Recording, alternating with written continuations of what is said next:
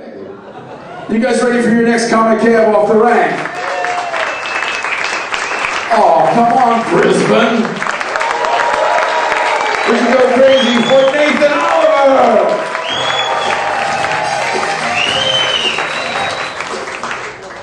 So, how cool are beards right now? Guys? Seriously, they're coming back. I'm trying to bring them back anyway. No, seriously, I'm actually a little insecure about my beard. I've never had a beard before. I've never had previous beard experience. I don't have any beard qualifications. I don't know how to maintain or look after a beard. I wish it came with a brochure or some sort of instruction manual. You know, I really am. I'm really self-conscious about my beard. You know, I don't know if any of you can see it, but I have a patch.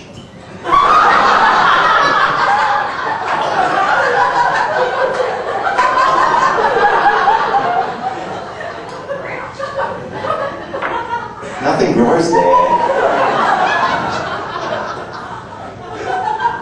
I'm 29 years old and I've already got a balding beard. I went to Ashley and Martin, they said, look, we can do this surgery. I said, what is it? I said, we can take some pubic hair and put it on your chin. I couldn't afford the surgery. I just stick with the comb over. So Keith was talking earlier about addictions. I've read in the news recently that in the US, medical professionals there have stated that excessive video game use is now going to be classed as an addiction. I'm like, yes! Finally! My problem is recognised.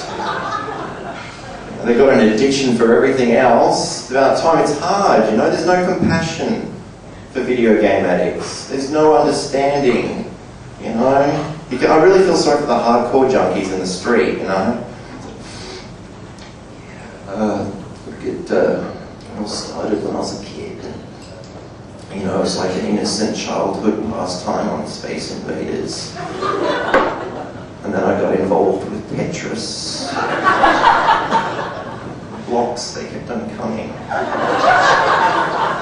And then I got involved seriously with Mario Brothers. I've been off the rails ever since. Oh, it's great that, at least with other addictions, they've got, programs to tackle the problem. Like the 12-step program. Now maybe we'll have a program, I'm Nathan. I admit I am powerless over Grand Theft Auto.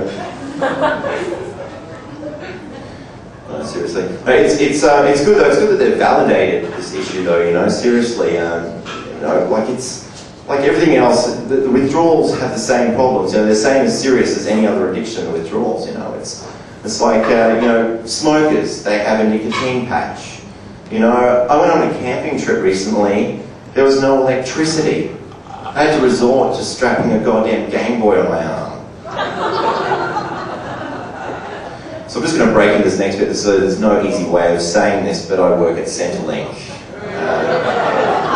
I'm going to get knifed in the car park later, aren't I? No, seriously, if you think receiving payments is hard, you should try working there. The customers hate me, my boss hates me, I hate me. No, seriously, it's not as easy as, getting a job isn't as easy as you think, I had to go through this whole interview process, and then there was a medical, they wanted a blood test, a urine test, an IQ test. It wasn't that high, actually, the IQ. Something about blowing the whistle or something, I don't know. I couldn't quite understand it. But no, after the medical, the doctor came up to me and he's like, I've got some really bad news. And I'm like, what do you, and he goes, you might want to sit down. I'm like, what are you talking about, bad news? What do you mean? He goes, I'm really sorry, but you've got the job.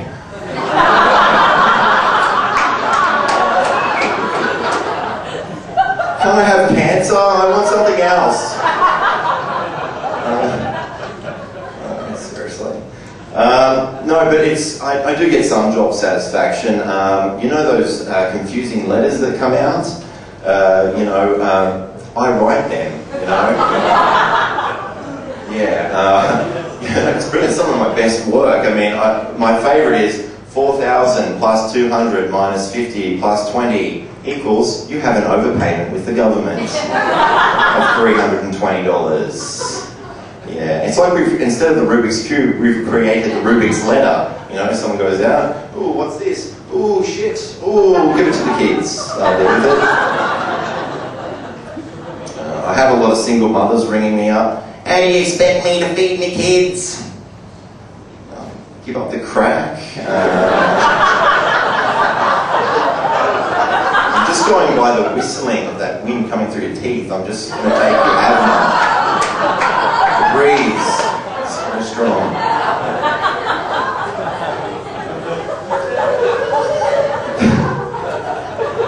Seriously. I do have, it's really hard, you hear a lot of things. You put up with you hear all these sort of excuses and stuff, and there's always people, like this guy the other day, Gary, came in with a missing leg, and he was like saying, whoa, I'm like, sure buddy, sure you're disabled, where's your medical certificate, come on. No, I'm trying. Sorry, Gary. No, seriously though, no, I am compassionate with people. I try to be, but you get all sorts of excuses and all sorts of people trying to make up their own financial hardship. There's a lot of, oh mate, I need some money.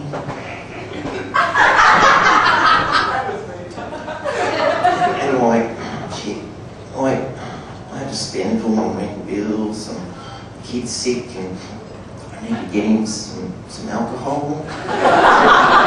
Can you help me out?